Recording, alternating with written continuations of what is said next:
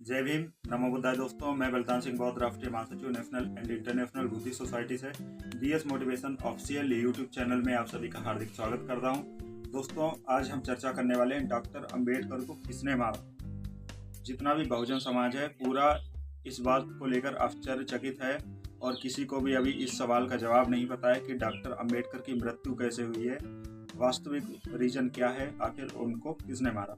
तो आज इस पे हम चर्चा करने वाले हैं कि उनका निधन कैसे हुआ। चलिए वीडियो को देर न करते हुए शुरू करते हैं। और आप लोगों ने अगर चैनल को सब्सक्राइब नहीं किया तो सब्सक्राइब कर लीजिए, क्योंकि अभी हमारा चैनल ग्रो हो रहा है और फ्यूचर में हम आपको बहुत सारी अपने बहुजन समाज से रिलेटेड, बुद्धिज्म से रिलेटेड जानकारी देने वाले हैं। थैंक यू दोस्तों। तो चलिए अपना वीडियो स्टार्ट करते हैं। आज तक हमने बाबा साहब डॉक्टर भीमराव अंबेडकर के जीवन संघर्ष को पढ़ा है, उनके द्वारा लिखे गए संविधान को भी जाना है, संविधान के हिसाब से जिया है। बाबा साहब द्वारा दी गई सामाजिक क्रांति के इतिहास को हमने पढ़ा है। हिंदूपन के जातिवाद ने किस कदर उनको पग पग पर अपमानित किया बाबा साहब को और ठेस पहुंचाई, सब कुछ जाना है। मगर डॉक्टर अंबेडकर को किसने मारा, ये सच्चाई नहीं जान पाए। दोस्तों, डॉक्टर अंबेडकर की दूसरी शादी हुई थी, आप सबको पता है। बाबा साहब डॉक्टर भीमराव अंबेडकर की पहली पत्नी माता रामाबाई की लंबी बीमारी के कारण 1935 में उनकी डेथ हो गई थी। और संविधान लेखन के दरमियान डॉक्टर अंबेडकर का स्वास्थ्य निरंतर गिरता जा रहा था। उनको शुगर और बीपी की बीमारी हो गई थी। उनका इलाज डॉक्टर शारदा कबीर कर रही थी। बाद में दोनों ने विवाह करने का फैसला किया और 15 अप्रैल 1948 को उनका विवाह हो गया। शारदा ब्राह्मण थी। शारदा ब्राह्मण थी क्योंकि उस टाइम अपने जो दलित समाज के लोग थे वो पढ़े लिखे नहीं थे ज़्यादा और नौकरियों पे नहीं विराजमान थे, तो वो डॉक्टर थी, जाहिर सी बात है ब्राह्मण ही होंगे। शादी के बाद उनका नाम सविता अंबेडकर पड़ गया, क्योंकि सरनेम चेंज हो जाता है, जो हस्बैंड का सरनेम रहता है उसी के हिसाब से सरनेम चेंज हो जाता है, लेकिन मानसिकता नहीं चेंज होती है। सविता अंबेडकर के विवाह से ब्राह्मण और दलित दोनों समुदाय के अनेकों लोग कुपित हुए।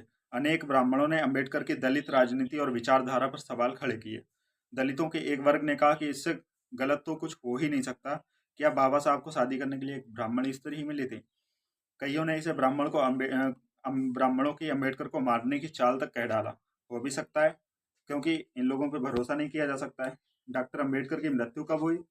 संविधान निर्माता बाबा साहब डॉक्टर भीमराव अंबेडकर का निधन 6 दिसंबर 1956 को नई दिल्ली में हुआ था। उनकी मृत्यु पर कई तरह की अटकलें चल रही थी।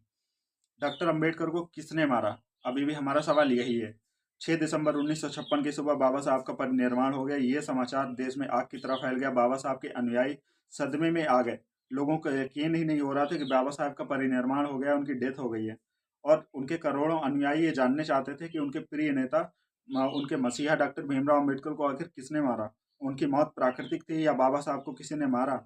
शक की सुई डॉक्टर सविता अंबेडकर की तरफ जा रही थी, क्योंकि जाहिर सी बात है वो एक ब्राह्मण स्त्री थी, ब्राह्मण परिवार में पढ़ी लिखी थी, ब्राह्मण परिवार में जन्मी थी, तो शक तो उन्हीं के ऊपर जाएगा, क्योंकि ब्राह्मणों से ही उनकी लड़ाई थी डॉक्टर अंबेडकर की। बाबा साहब डॉक्टर अंबेडकर के अनुयायियों ने उनकी मौत के लिए उनकी दूसरी पत्नी डॉक्टर सविता अंबेडकर को दोषी माना। देश के करोड़ों अंबेडकरवादियों की अपील पर तत्कालीन प्रधानमंत्री पंडित जवाहरलाल नेहरू ने जांच कमेटी बनाई।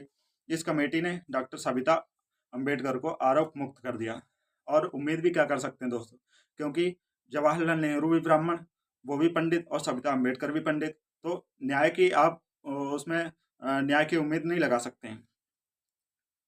तो दोस्तों, आखिरकार बाबा साहब की मृत्यु के बाद उनके अनुयायियों ने पूरी कोशिश की कि उनकी मौत की हकीकत का पता चल जाए, लेकिन ये मुमकिन नहीं हो पा रहा था। आखिर क्यों नहीं मुमकिन पा रहा था, क्योंकि जिस व्यवस्था ने उनको जीते जी मार डाला, पग पग मरने के लिए वही लोग सत्ता पर बैठे थे, और उनके मरने के बाद भी वही लोग सत्ता पर बैठे थे। अंबेडकर के देहांत के बाद देश का वंचित, पिछड़ा, आदिवासी, गरीब, महिला और दलित वर्ग अनाथ सा हो गया था, क्योंकि उनका लीडर चला गया था। होगा भी क्यों नहीं, अब उनकी आवाज़ उठाने वाला कोई और नहीं बचा था देश में। इसी सोच में आखिर और जो दलित समुदाय है वो इसी सोच में था कि आखिर उनके मसीहा डॉक्टर बाबा साहब अम्बेडकर को किसने मारा। तो दोस्तों, बताने की आवश्यकता नहीं है, नाम लेने की आवश्यकता नहीं है, आपको तो पता ही है कि उनके देहांत के बाद में सत्ता में कौन लोग बैठे थे और उनकी पत्नी किस खानदान से आती हैं, कौन थी। तो शक की घड़ी जिन पे जाती है, हो भी सकता है 100% से और नहीं हो, लेकिन आप न्याय की उम्मीद नहीं कर सकते हैं। उन लोगों ने जो जांच कमेटी बिठाई पंडित जवाहरलाल नेहरू ने, उस पर आप न्याय की उम्मीद नहीं कर सकते हैं। तो जाहिर सी बात है, आप समझ गए होंगे कि डॉक्टर बाबा साहब अम्बेडकर को मारने की चाल किसकी थी और किसका उसमें हाथ है। तो धन्यवाद दोस्तों। चैनल को ज़्यादा से ज़्यादा सब्सक्राइब करिए और वीडियो को लाइक करिए, कमेंट में अपनी राय जरूर दीजिए।